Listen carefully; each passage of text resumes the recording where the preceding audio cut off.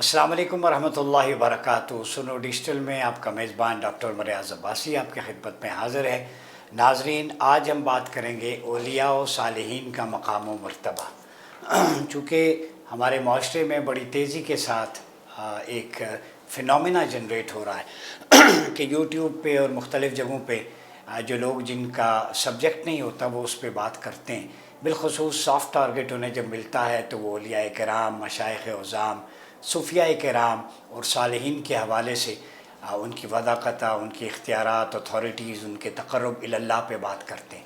तो मेरी पहली गुजारिश ये होगी कि जब भी मौजू पे बात करें तो आपका जो सब्जेक्ट है उस पे बात करें और इंसाइटफुल थॉरो रिसर्च के बाद बात करें। आपके पास हवाला होना चाहिए। आपके पास अगर काउंटर नैरेटिव पे भी बात करना चाह रहे हैं तो उसके आर्गूमेंट बेस्ड एनालिसिस होना चाहिए। हवा में बात करना और इस तरह बिलो द बेल्ट गुफ्तगू करना वो मुख्तलिफ़ जो मरातब हैं, शख्सियात हैं, उनके शायान शान नहीं होता। तो मैंने सोचा कि आज बात करें औलिया किराम और सालिहीन का क्या मकाम व मर्तबा है और औलिया और सालिहीन का क्या ज़िक्र अल्लाह रब्बुल इज़्ज़त ने कुरान मजीद में किया है, इसको देखेंगे। औलिया की कैपेसिटी क्या है स्पिरिचुअल वर्ल्ड के अंदर, मेटाफिज़िकल रियलिटीज़ में, बियॉन्ड द बाउंड्रीज़ औलिया किराम को अल्लाह ने कौन से इख्तियारात और तसर्रुफ़ात अता कर रखे हैं और वो मकबूलाने बारगाह इलाही कैसे होते हैं। क्या सूफिया और औलिया का ज़िक्र, उनके मनाक़िब अहादीस नबवी में हमें मिलते हैं। क्या सीरत मुस्तफ़ा सल्लल्लाहु अलैहि वसल्लम की रूह से औलिया का क्या मकाम व मर्तबा है। और हिस्ट्री में हम ये भी देखेंगे कि औलिया किराम की कंट्रीब्यूशंस क्या हैं।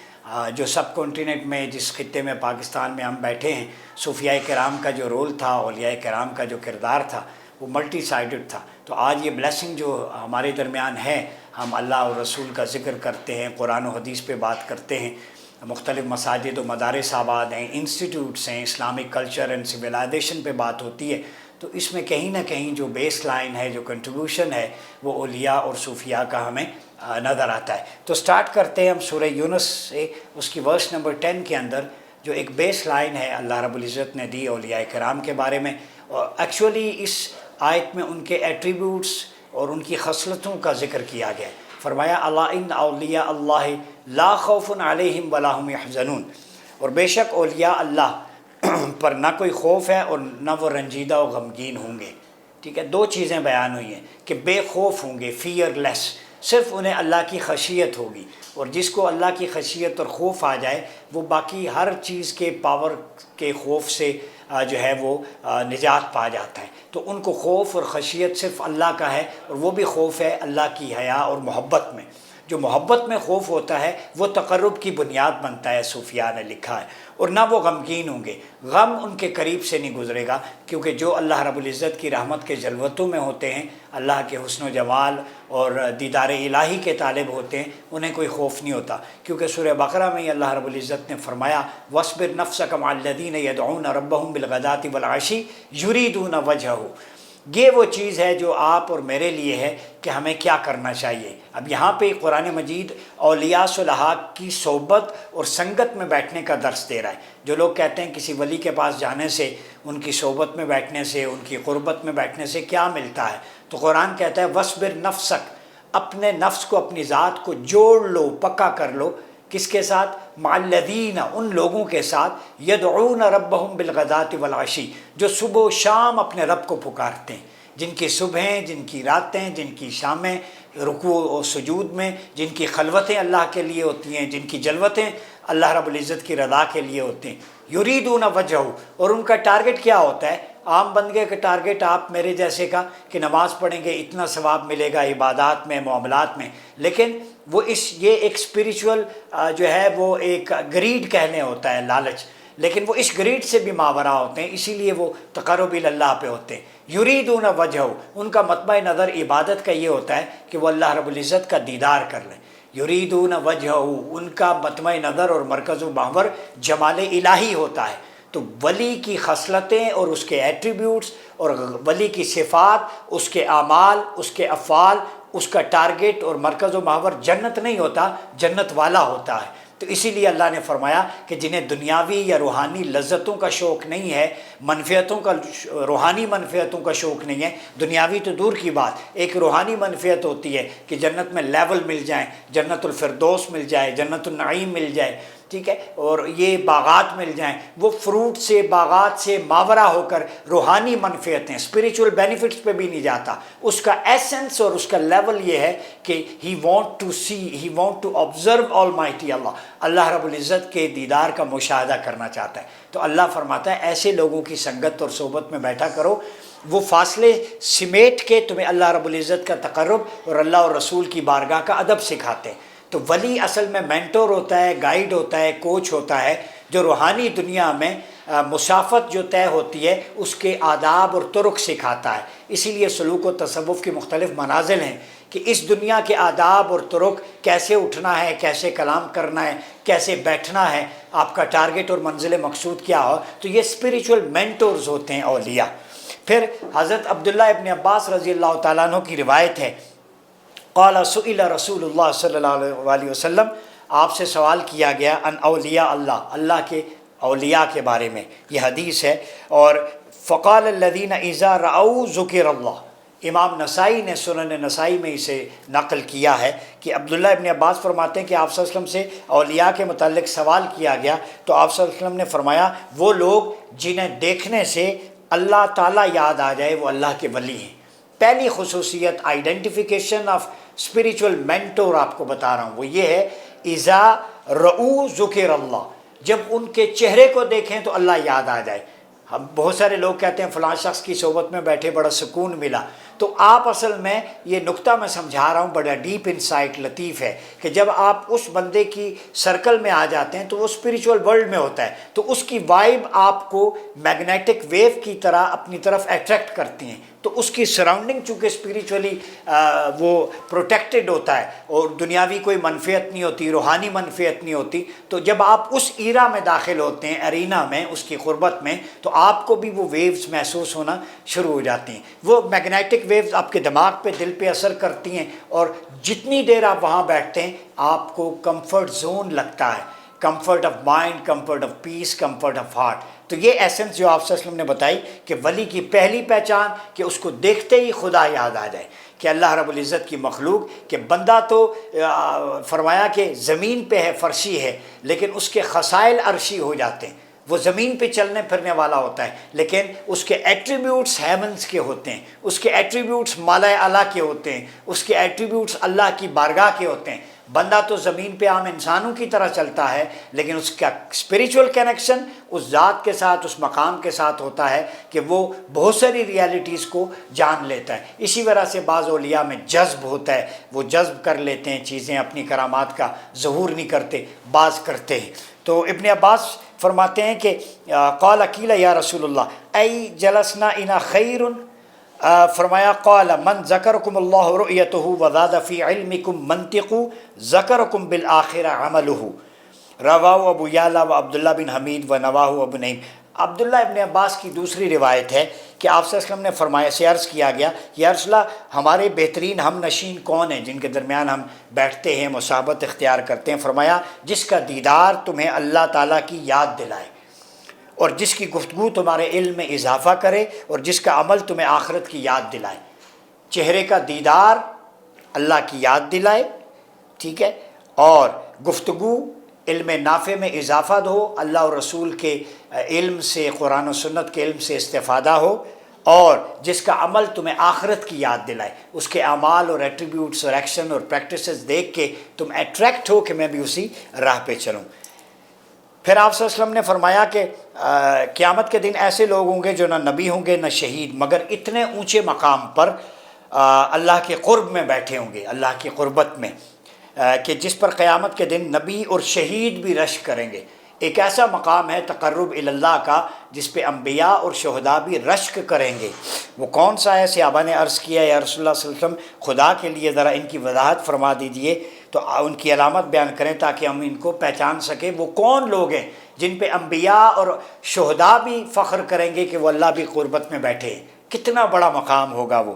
یہ سوال سن کر آقا علیہ السلام کا چہرہ خوشی سے کھل اٹھا، فتبسم وضحک، حضور مسکرائے، پھر فرمایا وہ مختلف شہروں اور مختلف قبیلوں سے ہوں گے، مختلف علاقوں سے ہوں گے، ان کے درمیان خونی رشتہ داری نہیں ہوگی، ٹھیک ہے، اور ان کے درمیان وہ صفا و قلب رکھتے ہوں گے، ان کا قلب صاف ہوگا، انری پیوریفائڈ ہوں گے، ٹھیک ہے۔ اور قیامت کے دن جب وہ آئیں گے تو اللہ فرمائے گا ان کے لیے نور کے صوفے، کرسیاں اور ممبر بچھا دو۔ نور کا صوفہ، کرسی اور ممبر ان لوگوں کے لیے کون کہے گا بچھا دو؟ اللہ رب العزت۔ اللہ پاک اپنے دست کرامت سے ان کو نور کی کرسیوں پر بٹھائے گا، اپنے دست کرامت سے، پھر اللہ ان کے چہرے کو نور کر دے گا، ان کے چہروں سے سورج کی طرح نور نکلے گا، پھر ان کے لباس نور ہو جائیں گے، ٹھیک ہے۔ ہر شخص یہ دیکھے قیامت کے دن جب تھر تھر کانپے گا، ان لوگوں کو کوئی خوف نہیں ہوگا۔ الا ان اولیاء اللہ لا خوف علیہم کی عملی توجیہ ہے، ولا هم یحزنون، نہ وہ غمزدہ ہوں گے۔ یہ سن کر صحابہ حیران میں تھے کہ ابھی بات آگے کھلے کہ یہ کون ہے، تب آقا نے یہ آیت پڑھی اور پردہ اٹھایا، الا ان اولیاء اللہ لا خوف علیہم ولا هم یحزنون، کہ یہ اولیاء ہی ہیں، صلحاء ہی ہیں۔ پھر فرمایا کہ اللہ نے میری امت میں 70,000 لوگ ہیں جن پر حساب و کتاب نہیں ہوگا، اور قیامت کے دن ان کے چہرے 14ویں کے چاند کی طرح چمک رہے ہوں گے، اور وہ اپنے ساتھ 70,000 لوگوں کو جنت میں لے کے جائیں گے۔ صحابہ نے فرمایا کہ آپ نے زیادہ نہیں مانگا، آپ نے فرمایا جب یہ دے چکا تو میں نے مزید مانگا، میرے مولا میری امت کے لیے اور دے۔ تو اللہ نے کہا میرے حبیب صلی اللہ علیہ وسلم سارے اولیاء بغیر و حساب وہ خطاب کے قطار اندر قطار جنت میں داخل ہوں گے۔ تو مزید فرمایا کہ ان میں سے ایک ولی اپنے ساتھ 70,000 افراد لے کے جائے گا۔ یہ ہے اولیاء کرام کی اتھارٹیز جو اللہ نے دی ہیں، ہم کون ہوتے ہیں ان پہ بات کرنے والے، چھیننے والے؟ یہ تو فضل و کرم سمجھیں کہ ایک حضور کی امت کا ولی 70,000 اولیاء بغیر حساب کتاب کے جنت میں، اور ہر ولی 70,000 لوگوں کو ساتھ لے کے جائے، اپنے متوسلین کو، عقیدت مندوں کو، ارادت مندوں کو، مریدین کو، متوسلین کو، ٹھیک ہے۔ تو یہ چیز ہے، اس کو امام احمد بن حنبل نے اپنی مسند کے اندر نقل کیا ہے۔ تو یہ لوگ اللہ کے ذکر کی چابی ہیں، کی ہیں، اور اس لیے کہ وہ لاکھوں لوگوں کے دلوں کو اللہ کے نور سے روشن کر دیتے ہیں۔ خواجہ غریب نواز کا ایک قول ہے، معین الدین چشتی اجمیری رحمۃ اللہ تعالیٰ علیہ، سلطان الہند بھی کہتے ہیں آپ کو، کہ مجھے میرے شیخ نے کہا کہ جس شخص کے اندر 3 باتیں پیدا ہو جائیں وہ خدا کا ولی ہوتا ہے۔ پہلی، جس کے دل میں سمندر جیسی سخاوت اور وسعت آ جائے، وہ اتنا براڈ ہو جائے کہ جس کے دل میں سخاوت، جنروسٹی اور ایمپیتھی کا کانسیپٹ ہے، وہ باؤنڈریز نہیں دیکھتا کہ یہ فلاں مسلک مکتب کا ہے۔ ولی انسانیت کو ٹارگٹ کرتا ہے، اس کے نزدیک سب ایک جیسے ہیں، اللہ کی مخلوق ہیں۔ خالق سے محبت میں اس کی مخلوق، اس کی ہر ادا سے محبت ہوتی ہے۔ من احب شیئا فاکثر ذکرہ۔ پھر یعنی سمندر پر جب کوئی پانی لینے کے لیے آتا ہے تو وہ نہیں پوچھتا کہ مسلمان ہو، ہندو، عیسائی، سکھ یا بدھ مت کے پیروکار ہو۔ سمندر کا مطلب یہ ہے کہ اوشن جو آئے اور پھر لے بھر کے لے جائے جتنا مرضی۔ دلوں کی وسعت سمندر جیسی ہو جاتی ہے پھر اولیاء کی، اور بندہ لوگوں کی خطائیں اور غلطیاں نظر انداز کر کے سمندر کی سطح سینہ کھول دیتا ہے۔ تو سمندر سے جتنی بالٹیاں نکالیں پانی کو کوئی فرق نہیں پڑتا۔ تو اسی طرح ولی کی سخاوت ایسی ہوتی ہے، کوئی بھی آئے ہر کسی کو without discrimination of class, creed and language وہ دیتا ہے۔ یہ ہے ولی کا ایٹریبیوٹ۔ پھر فرمایا جس کی شفقت آفتاب جیسی ہو جائے، سورج جیسی۔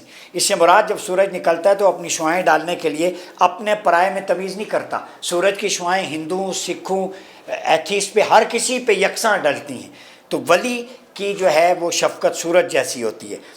وہ یہ نہیں دیکھتا مسلمان کی زمین ہے اپنی روشنی کرے، ہندو کی زمین ہے یہاں نہ کرے، بلکہ اس کی روشنی سب کے لیے یکساں ہے۔ تو ولی کے علم اور معرفت اور نور کی روشنی سب کے لیے ایکول ہوتی ہے۔ نمبر 3، جس میں زمین جیسی تواضع ہو۔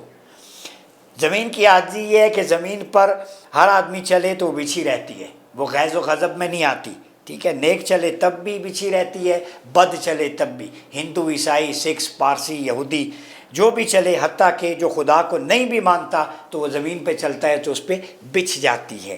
تو اسی طرح ولی اچھے، نیک، برے سب کے سامنے تواضع میں رہتا ہے، عاجزی و انکساری میں رہتا ہے۔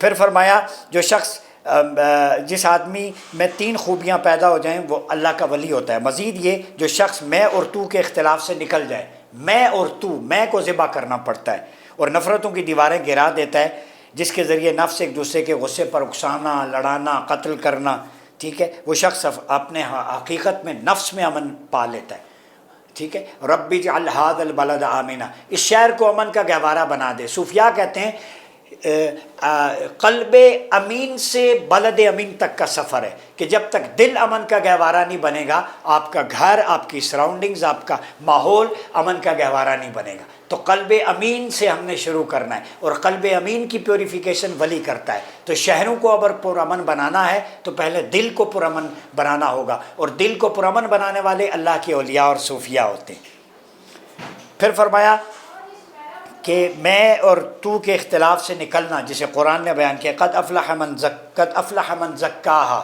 وقد خاب من دساہا، سورہ شمس۔